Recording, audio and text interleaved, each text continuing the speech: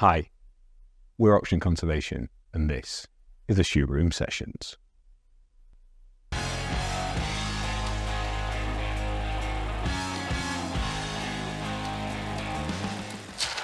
Anastasia, welcome to the Shoot Room. Thank you. Can you tell people out there who you are and what you do? My name is Anastasia Guha. I am the head of sustainable investing at Redington. Redington is a mid-sized investment consultant. Our clients are asset owners from pension funds, endowments and charities to public investment bodies like the local authority pension schemes. And we run about 600 billion assets under advisement. That's incredible. Can you take us through your career contents page? What's the quick story from where you grew up to how you got here today? Grew up in this incredibly international family, all Indian by origin, but lived around the world. Started in New Delhi, where I was born and raised. Went to school in the Himalayas in a boarding school. My parents moved to Hong Kong and to Tokyo. I spent some time with them, but I was at school at the time. My mother, my sister and I have 3 different passports.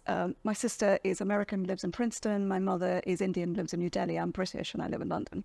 It's very international, at home in the world. And in terms of career, I came here to do university. I did economics degrees and sort of fell into that milk round of going into the markets. My first job was at Fidelity as a graduate analyst, looking at equities particularly. I did that for a few years and realized very quickly that wasn't for me, just because I wanted to be a generalist. And, very quickly you get sort of pushed into analyzing particular sectors and particular companies. You do that for a very long time and become an amazing expert. But that's really just wasn't me. So I became a journalist with Euromoney, an institutional investor. Did that for a few years, learned how the fixed income markets worked. And whilst I was doing that, I was in Brussels and I bumped into somebody who was the executive founder of what was called the UN Principles for Responsible Investment. At the time, it was this body quite fledgling. It had about 800 investors as signatories, trying to set up environmental, social and governance in investing. And I met him and he was telling me about it, and I thought this must be the future. And so I quit my job and I signed up with him and I worked there for 10 years. What was it that made you connect with it, that it must be the future?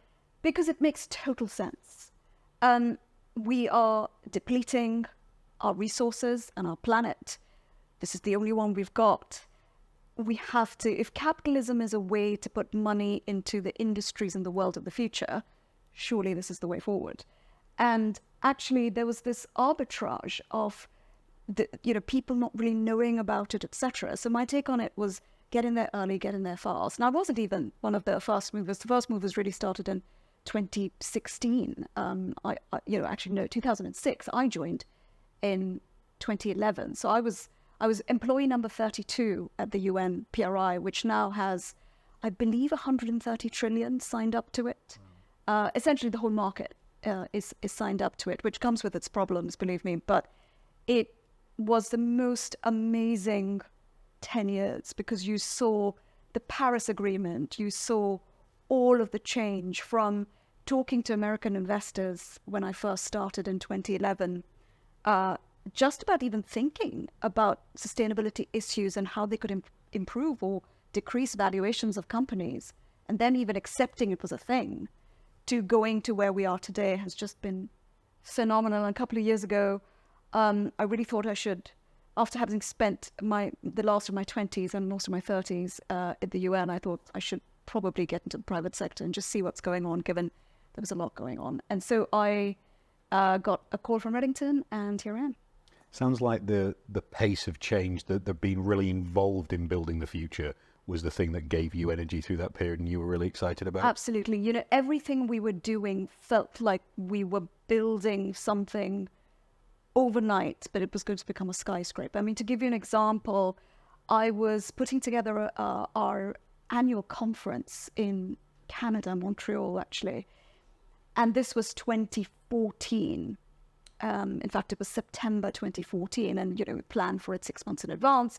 And we knew that Christiana Figueres of the UNFCCC fame was going to come as one of the keynote speakers. And I was speaking to her her chief of staffs and saying, what can we do? We've already got this massive, probably the largest group of investors who think about sustainability in terms of just in dollar terms in the room. What can we ask her to ask them to help towards getting a proper agreement in Paris, which was going to be sort of, I believe it was less than 18 months later.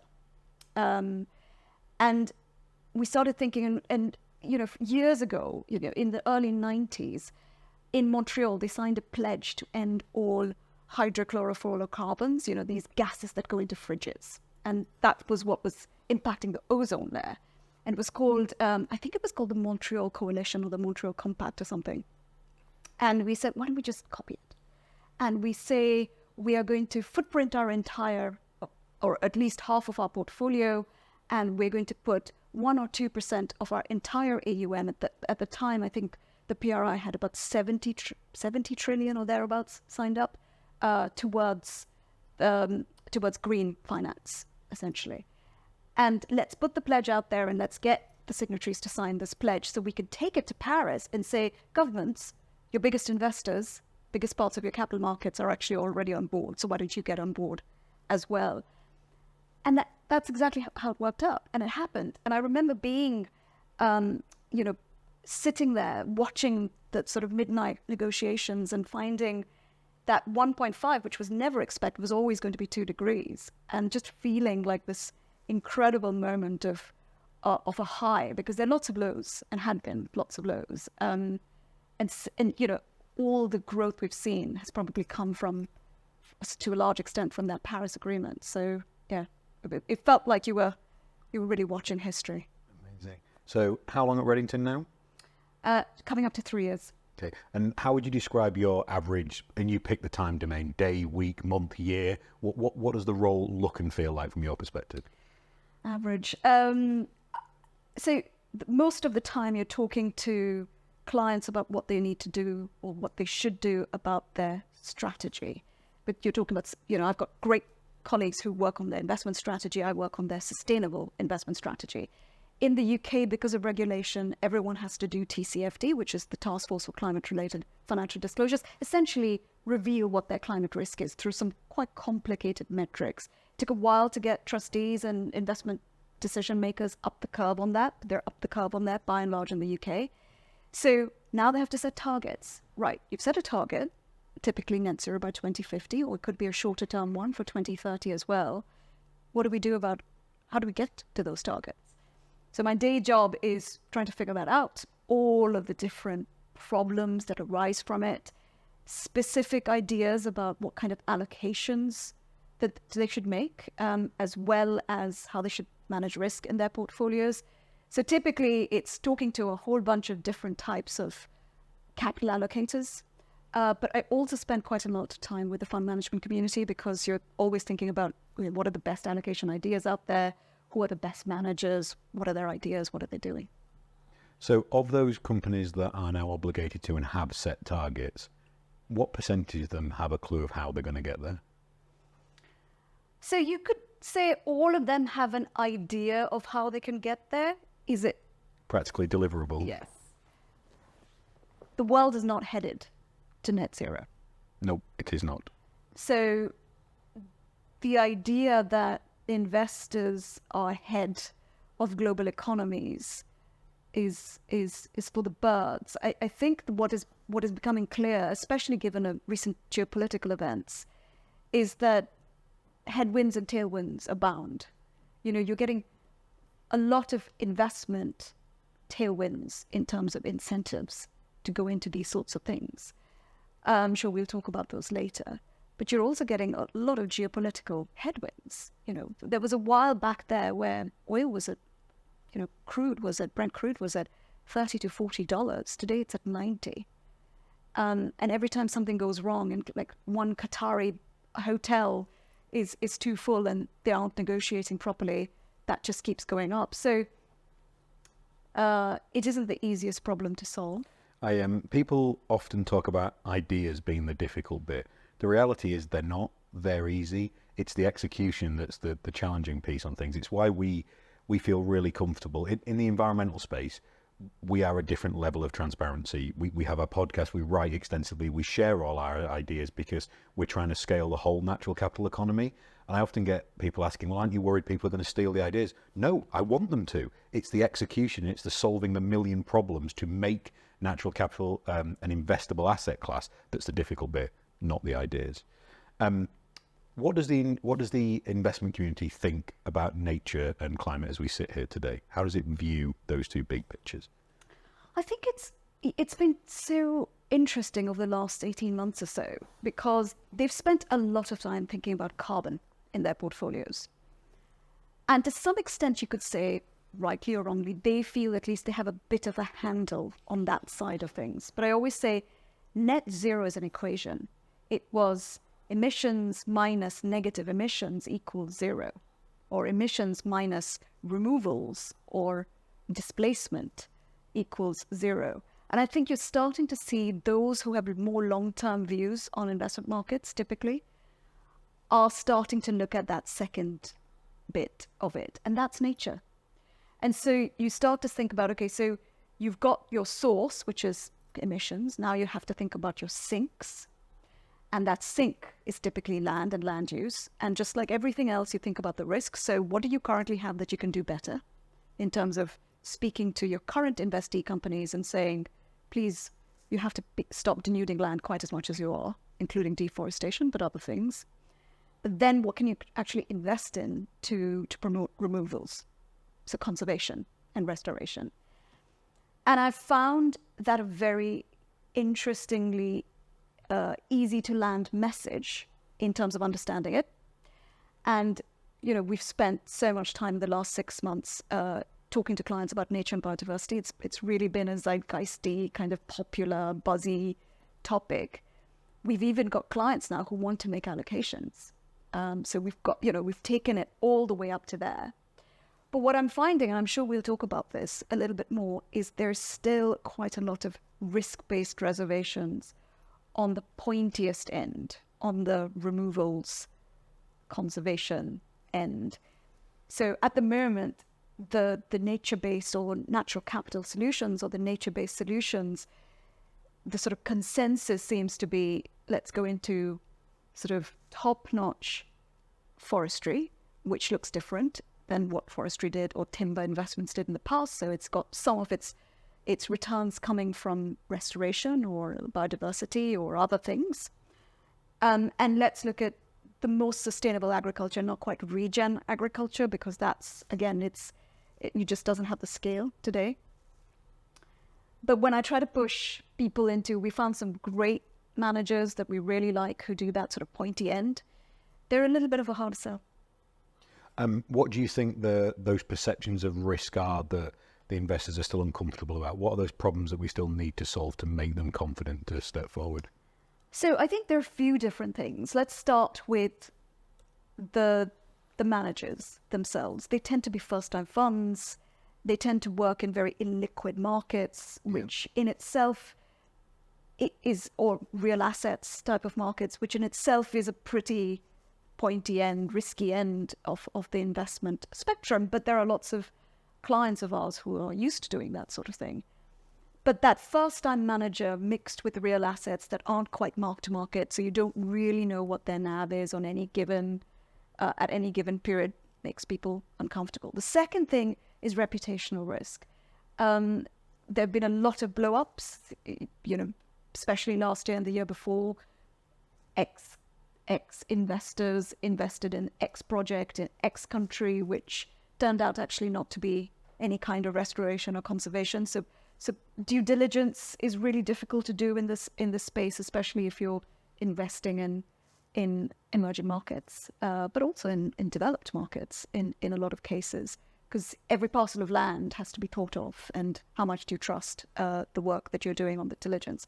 And finally, I'd say that the policy environment is not particularly helpful. So in some ways, we live in the UK where they've come up with biodiversity net gain as a market. They've come up with the Woodland Carbon Code as a market, both of which I rate and I think are incredibly helpful.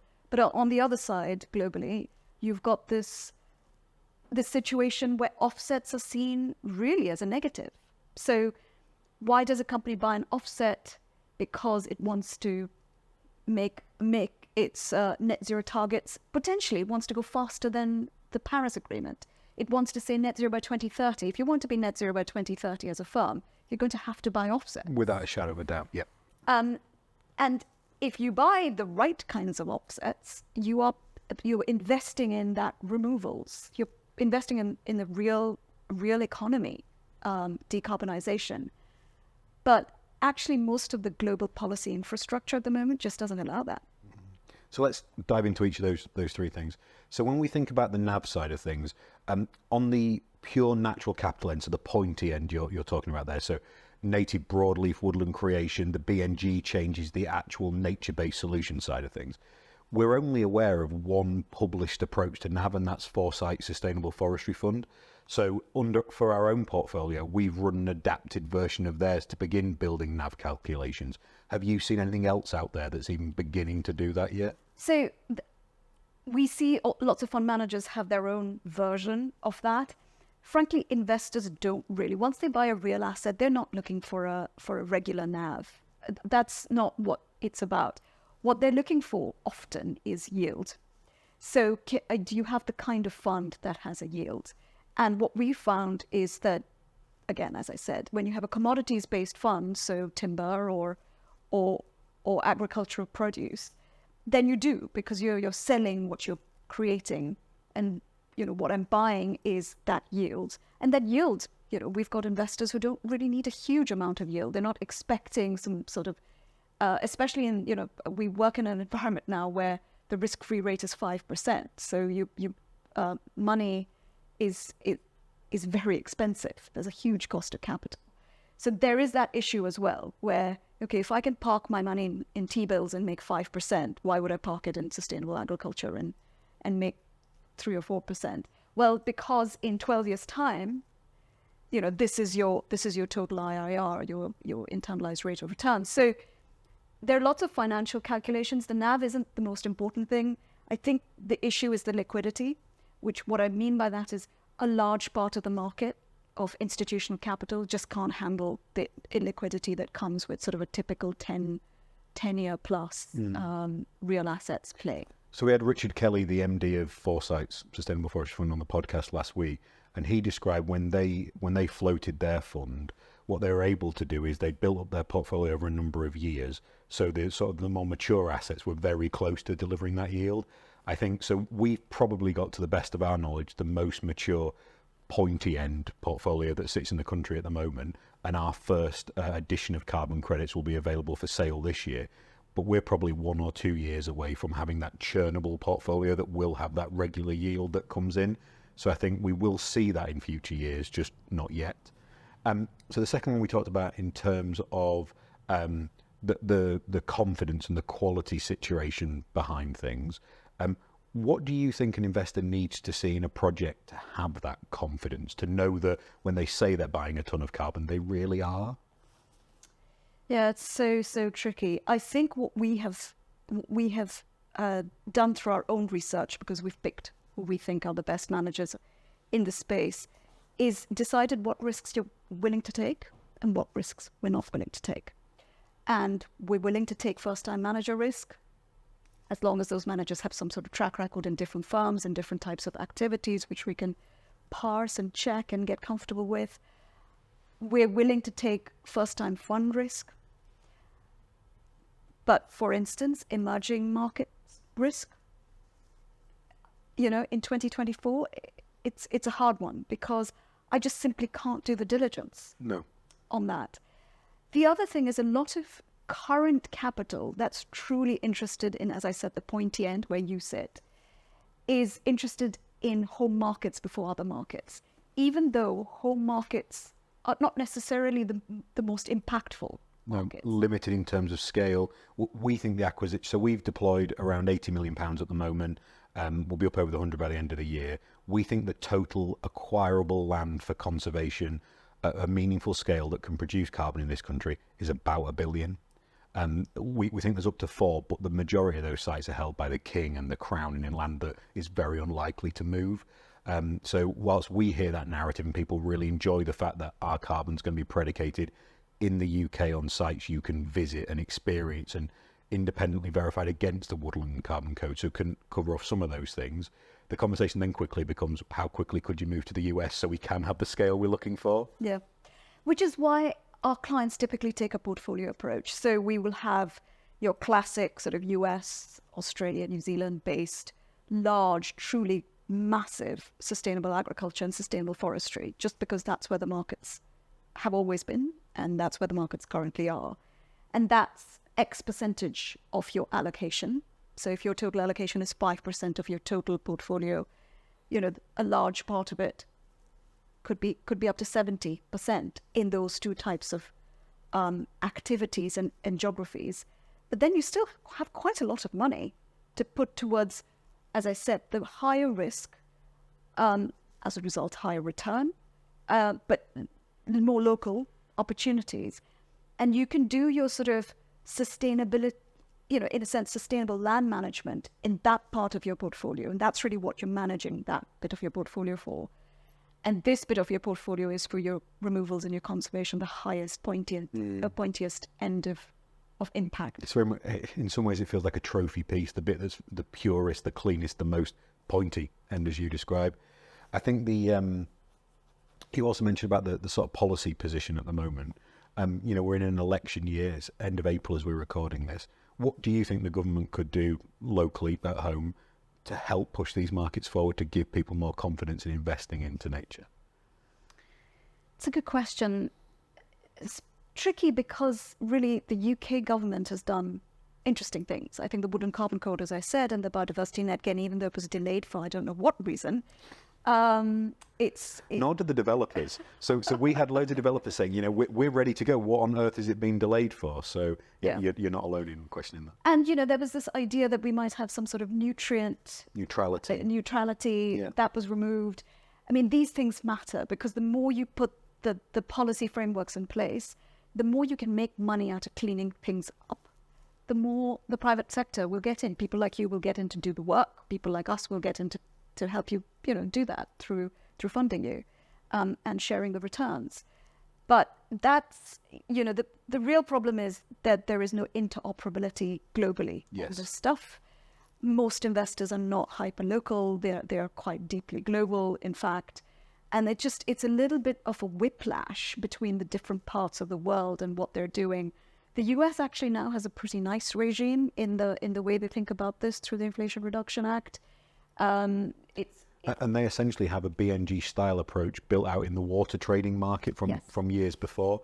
So in some ways they were further ahead of us than that. Yeah, so on water they are, particularly in California and in areas around that. And you can see that in the way that they think about water and water tables and their impact, both positive and negative, on the water table, because it's so much part of the way that they think about land management. But in other ways, it would just be very helpful to be able to have some sort of policy certainty. I always say it's one policy that if you said you could have anything you want, Anastasia, what would it be? Of course, it would be internalizing the externality by having a carbon price. Because, you know, at the end of the day, what you're doing is it's commodity trading, except the commodity is disappearing, a gas. Yeah. And if you think that in the future this idea is going to be sort of really important, like what copper is or any of these important transition minerals, then you'd price it accordingly. And I don't know if you know what's going on, but as you said, this is the end of April. Lots is going on in copper at the moment. And the reality is, I think increasingly the absence of a price for carbon is the cause of climate change. Yes. Because fossil fuels weren't sat there asking us to burn them. There was just no consequence in doing so. We've never put a price on polluting the environment. It's why we're allowing water companies to put sewage in rivers all day, every day. It's why rivers around the world are chock full of plastic, because there's no penalty for doing so. Are we now at the point where we're seeing investors and pension funds making allocations to natural capital? Are you seeing that become a reality? Yes. Okay, yes. Can you talk us through that a little? Yeah, of course. I mean, look, like I said, it's becoming very clear that you're missing the picture if you think net zero is just reducing emissions. It's X minus Y equals zero, and we have to think about the minus Y, which is how do you fix the land use issue in terms of so that it can soak more in, or at least soak what it used to, which it's not doing anymore. land as well as water, of course. And then, of course, how do you conserve? How do you actually improve the quality of other land to make that happen? And I think the other thing, like I said, was, never lose the idea that investors are massively trend-driven. And at the moment, biodiversity and nature is just on everyone's lips and has been since the Kinmen Agreement was signed, I believe, in December of 2023. And since it was the Paris moment for nature, and it didn't really have anywhere near the same amount of interest but it has sort of become this idea that investors are getting quite exercised about, not least because they've done TCFD. They know what that is. Investors as well as corporations actually now around the world by and large. Now they've heard about TNFD and they think, oh dear, what is this? How is this going to work? Can you just define that for people? Of course, it's the Task Force for Nature-Related Financial. And it's kind of a 3 to 4 year sort of lag behind the climate process, and it feels like it's following a similar pattern through. The whole of nature architecture around the world in terms of policy, regulation, standard setters and codes are following climate. I wouldn't say they were 3 to 5 years behind. What I was amazed by is what took, and you heard my background, my history, what took the climate movement a decade to put together after Paris, from how do you account for this? The principles of accounting, carbon accounting, PCAF. How do you think about setting standards on it? SBTI, the people who verify carbon reduction standards. How do you think about engagement with the top global emitters? Climate Action 100 plus. All of these have been replicated in 18 months on nature. TNFD, the Task Force for Nature-Related Financial Disclosures. You've got SBTI-N.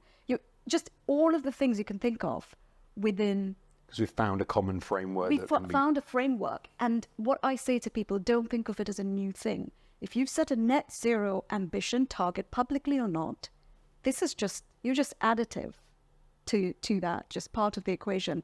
That's really landed. And I think that we have seen, again, like I said, those with the ability to invest in real assets particularly, which is not all institutional investors because they are not allowed to take that much risk, for instance, if they're in a certain kind of defined contribution fund, or if they're in a defined benefit fund, they can't take on a 10-year investment because they will be with an insurance company in 10 years. They won't exist.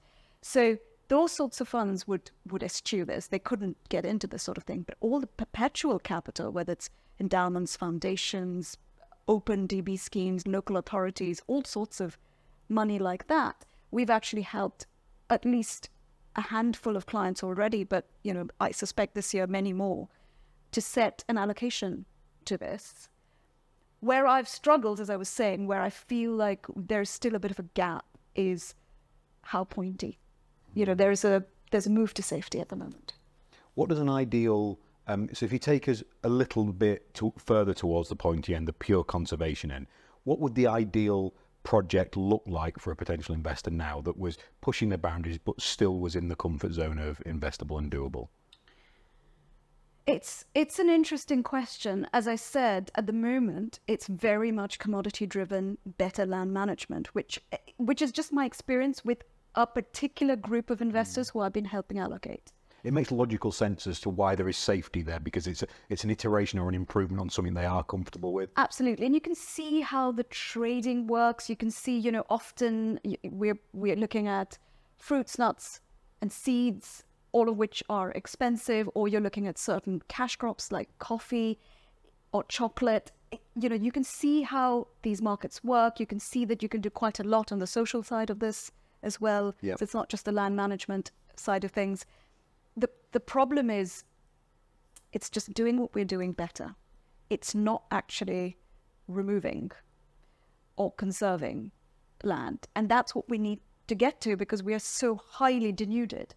And I always say there's this great chart from the World Wildlife Fund, which talks about what does living in harmony with nature by 2050, which is the Paris moment, which is the Kinmen Agreement, really mean. It means you bend the curve of carbon whilst increasing the curve of biodiversity. And when you get to that sort of moment of of coming to zero so that you're neutral, that's your moment of, that's what we need to then keep going. It's so when people talk about more sustainable approaches to things, I always say we missed the opportunity for sustainable in the 1980s. We blew straight past that. We need to be regenerative now. If we do sustainable, we won't get that counter curve you talked about. It just won't come.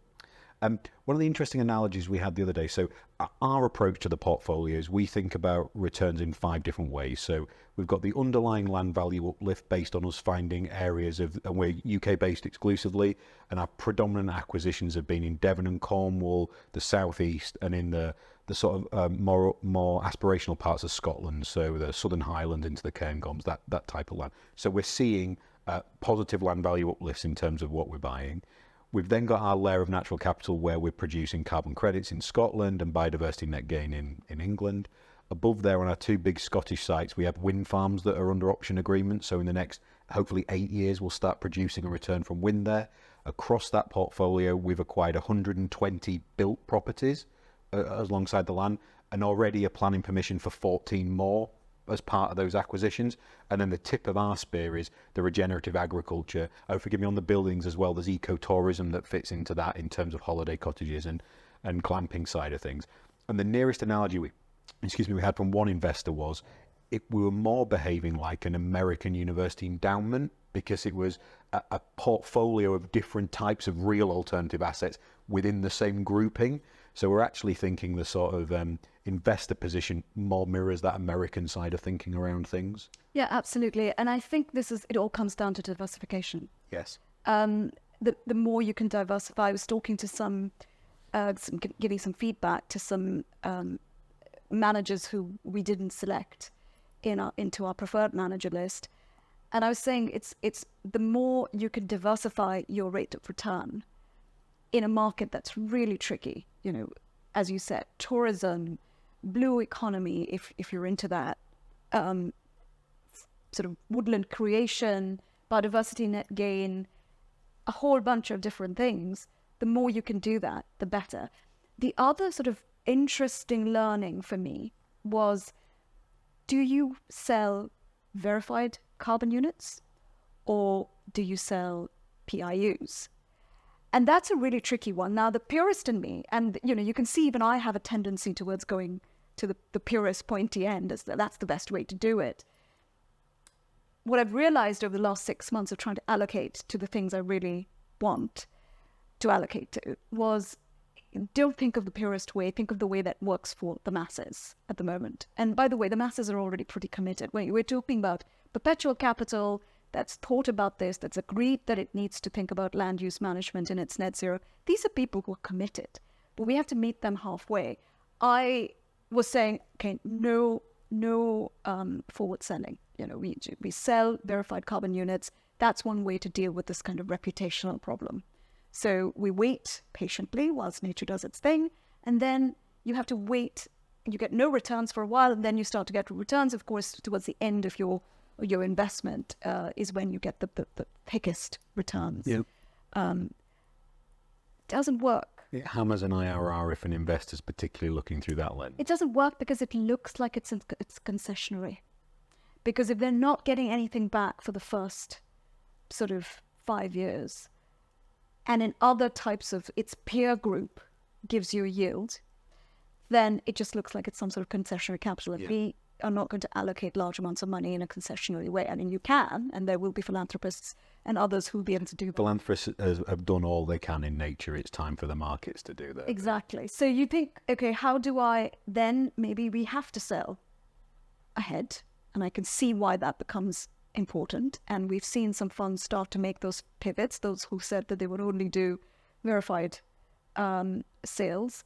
But you also need this carbon offset market to not be this taboo that great counterparties like that are awash in cash, like the Californian tech businesses, they need to be part of the counterpart. It's so interesting. I was talking to a fund manager. They didn't have a fund yet. This is one of the largest investment banks in the world with their asset management arm. And the reason they even wanted to start this, they didn't have the people, they didn't have the thought process, they didn't have the you with the sort of PhD in water. they just saw this business opportunity because one of the largest tech firms in the world, one of the Magnificent Seven, came to them and said, hey, if you start something where we can just buy the offset directly from you, we can be the whole fund.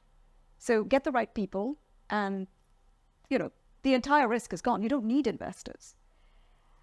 And then they thought, okay, if we can get them, because it's an investment bank, rightly, they thought we can double the size of this fund, right? So now let's talk to some investors to say, okay, so half of your risk is cut off because we've already got a counterparty and a price. How about you step in for the rest? Very attractive. Very capitalism at its best. So you could be comfortable or uncomfortable about that, but you need that. Absolutely, you need that. So we are going to sell at PIU point. So we're going to bring our first credits to market this year. That's around about 50,000 tonnes, UK-based, Woodland Carbon Code, independently verified. And we are talking about the premium carbon credit you can buy in this country. So land we own and will own in perpetuity, trees that you can visit, see, plant as well. So, this lot are all in. You can't plant these ones, you can plant some other ones. But you can stay on the properties, you can swim in the rivers, walk on the estate, you can have geo-reference location for where all those trees are. You will also, and we're only going to sell a project by project partnership with somebody, because alongside that partnership you will get the photography, the videography, the story associated with an estate. You will get the social impact measurements, the jobs you're providing, the homes that live on those estates, because we don't want to disaggregate that to one or two different partners, because then who owns the story? And it loses its authenticity. And what would be really interesting for us is it only works by, as you need that PIU now and a price point that is both punitive around carbon to make it meaningful and bite. One of the private banks who approached us said, we want reassuringly expensive carbon. If it's too cheap, it's not worth anything for what we want to show. But our hope is that if we can put that product out there that really does set the bar, we want to do for carbon credits what Tesla did for electric vehicles. So you go back to before the Model S, electric vehicles were a joke. They were milk floats and people literally took the piss out of them to every extent. Then all of a sudden the Model S came and it was transformative. It took what was a joke into the best car ever made, and all of a sudden we gained a decade. And that's what we're going to try and do when this comes to market. So yeah, 2024 edition is about 50,000 tonnes.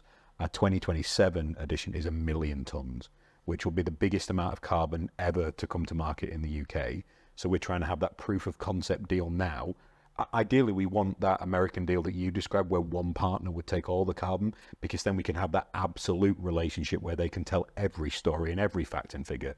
And we do have woodland, we have peatland, and we uniquely bought 530 acres of the Firth of Tay, so blue carbon habitat. It's one of the rare bits of the coastline of the UK that wasn't privately owned. It was that wasn't owned by the Crown.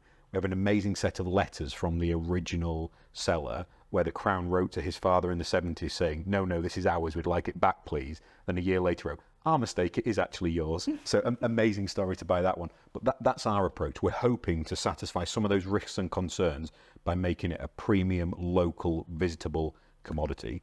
How do you think that's going to land? Do you have a counterparty? A buyer already? Not yet. So we've literally finished planting trees this week in Wales. So we've had some conversations. We've had a couple of offers that we've turned down. We've turned that down on the basis of they weren't the right brand association. So if I sold to a low budget airline, for example, my product becomes worthless because whoever my partner is, there will inevitably be an association. So we're trying to patiently find the right brand that helps elevate the whole thing and gives more confidence and stability to it. So not yet, but we're hoping to find them this year. Yeah, I think what you're doing is absolutely the right thing. It's just about finding that partner, because once you've got the partner in place, it just makes it all real. At the moment, and I totally agree with you. One of the other concerns investors have is permanence, which is what are your intentions around trying to make this as permanent as possible. And some of that is the counterparty you're selling to. What are the covenants in place with that counterparty? Are there any covenants in place, etc.? And we find the best funds have thought all these things through. It's been a real interesting thing where you've got the counterparty in place, like the investment bank and asset management I was talking about. You don't have the phenomenal track record of the fund managers or the passion or the thinking, because it's the tail wagging the dog. Whereas, although it could be as successful at doing the financials and the impact. Don't get me wrong. You know, they can buy in the expertise they need. But the other side, you have those who've been doing proof of concept who don't yet have counterparties. Both of them end up in the same place, which is not quite there yet. But perhaps they're very soon. That's our hope for 24 and 27 onwards. The BNG side of things is a little bit more, ironically, a little bit more developed. Whereas I think you've had this sort of 400-meter race of the carbon markets that have been going at this a while. As you said, the catch-up has been faster. So we've had offers on BNG credits that aren't even yet developed and available because there is no supply in the local authority areas. And I spent, sadly, 9 years of my life in the public sector, so I don't have a huge amount of time for DEFRA. But I think the framework's behind, but that's a polite way of doing that.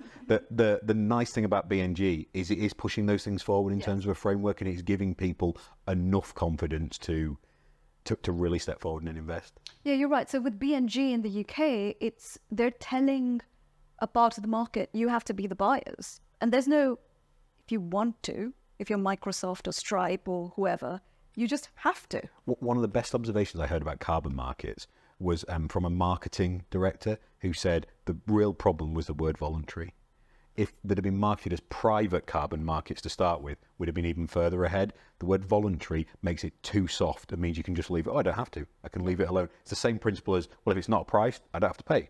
Don't worry. So I think BNG has dealt with that in a systematic way, but also I think even with nature markets, there is more discussion of private markets, I think, which will help it land as more of a premium product and something that's aspirational. Yeah. I mean, it's possible that ship has sailed. I think it has, yeah. BCM, it's hard to now think of it as BCM. Yeah. But I agree with you. I mean, this is another one of those policy things. You know, why can't the compliance markets and the voluntary markets be closer in terms of the compliance markets having to have at least a percentage of its full credits from the highest. We were literally approached by an investor saying they wanted to hedge their position of their existing portfolio because they felt there was a pending ratcheting and broadening of the regulatory markets and emerging with the voluntary, so they felt they'd be able to offset one for one in the coming years. I think they were thinking 5-10 year horizon, but enough that they were talking about a 3 to 5% AUM allocation to natural capital on that basis. Do you think we'll see a broadening of the regulated carbon markets in the near future? I should probably, for the sake of being sort of politically correct, say who knows. Yeah. The answer is of course not. I mean, look at what's happening in this world. All that's happening is further fragmentation, shortening of supply chains, nearshoring, friendshoring, the likelihood of people coming together to broaden anything, and it's not just in sustainability, but in anything, is highly unlikely. We've just got to move on from that. We had the sitting MP for our estate in Devon come on the podcast a few weeks ago. She was wonderful. I hadn't prepared to like her as much as I did, and she spoke wonderfully, and she was genuinely a public servant, wanted to do everything to help her community. But she did turn around and say, this isn't a job I'd recommend to anyone right now. It's really hard and it's really challenging. And reflecting on what this election is going to look like, I'm almost committed to this one is going to be a mess and it's going to be unpleasant. My hope is the next one. So 5 years' time, I think 30-40% of the discourse will be environment and climate related, because the reality is the negative impacts will become more real and more real and more real. So that next election, and certainly the one afterwards. So I've got a 7-year-old and a 5-year-old. When they're getting close to voting, that's when this is really an issue, and we will see that. But I do think we're 2 elections away from it. Do you know what, Rich? I find that I find that really depressing. I have a 7-year-old and a 10-year-old. But guess what? I am not even going to be at retirement age. I am not. I'm old. I'm a very old millennial. I'm a geriatric millennial. That's a real thing, by the way. A geriatric millennial. Yeah. They're nice. Those born between, I think, 81 and 86 or something. Right there with you. We're geriatric millennials. Thank you for that. That's ruined my day. Okay. We're the generation that holds everyone together. We're the first ones who apparently have to look after parents and children concurrently. Right. And we're the first generation with that. Lucky us. But I think the interesting thing is that So I was going to say, I won't have reached current state retirement age at 2050. So this idea that this is about our kids, it's not. The generation that's working, and in many cases are starting to become senior at various organizations, running things, in your case, are affected physically and from a financial and career perspective. I used to feel like 10 years ago, I was often the youngest person in the room, and I would look at these, sort of suited, grey-haired, often men trustees, and think, unbelievable. You want to stick to this way of doing things because you don't have any skin in the game. Yeah. And, one thing that does get me exercised amongst many others, but perhaps in many ways the primary thing, is intergenerational equity. This is true of every sustainability thing and non-sustainability things as well. I mean, the sort of human need to leave behind more than you had is completely subverted. I mean, my kids and your kids not going to have more than I had. They may in some aspects, certainly not in others. And that is really interesting. So what I mean by that is now in our careers, we're going to see the end of this story. Are we going to make it? Are we not going to make it? How bad is it going to get? And this is one thing that we're also talking about a lot, which is, I love how, if you're talking about really complicated derivatives and swaptions, investors are like, yeah, I understand that now. Yeah, let's do it. It's basically hedging my bets. We're talking about natural capital. They're like, oh, tell me about the physical issues with climate risk. Yeah. And I tell them, actually, especially, we were talking about North America being not just the US, but Canada as well, being biggest markets for forests, essentially, especially commercial, privately owned forests. Well, most of the fires, in fact, the vast majority of the fires happen in public land because they're badly managed. Yep. Private land is the thing that saves the situation. And we've looked at, for financial reasons and because we do proper due diligence as institutional investors, we've looked at all the loss that these large 40 plus years of timberland investing in the US, for instance, how much loss? And it's de minimis, absolutely de minimis. But notice that the same investors, when we're talking about other types of infrastructure, not natural infrastructure, don't ask me the same questions about physical risk. We hold the environment sector to a standard of performance that we don't apply to anything else. So true. The conversation I had earlier was there was a failure rate of trees in a woodland of 10%. And if you were a professional footballer and you scored 9 out of 10 chances, you'd be the greatest footballer that ever lived. But it's not acceptable for nature to behave in a natural way.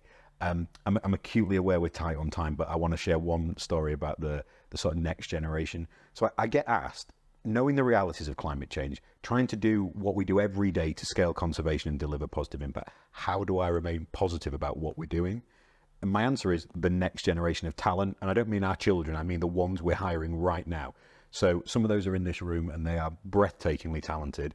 And we run an intern program every year, a paid internship. We had 500 applicants for 4 3-month internships. And these people are mature and wise and educated and demanding and challenging and the most incredible people. And they're a level of performance that's way, way above where I was at their age and probably am now. But them coming through and the next one coming through, that's what gives me hope that now we're in senior positions running businesses and influencing what happens. We can help these people have a trajectory of their career where they can quite quickly help as well. When I first started, if you were the smart ass in the room, you were told to be quiet and not contribute to stuff because you weren't the... when I was one of the youngest directors in the Environment Agency when I was there, the fact I didn't wear a grey suit and I wasn't 6 foot... They said, oh, you need more gravitas, Richard. They meant I need to be older and 6'3". And if you look different or behave differently in any way, that was a challenge. And I think we are in a different world now where hopefully that part will let us accelerate into making a difference on natural capital. Thank you so much for coming in. That's been the most amazing education for me. I really appreciate you finding the time, and you've got to come and visit some of the estates. I think you'd love to see what we're doing on the ground. Send me an invite. Thank you very much. Bye, guys. Bye.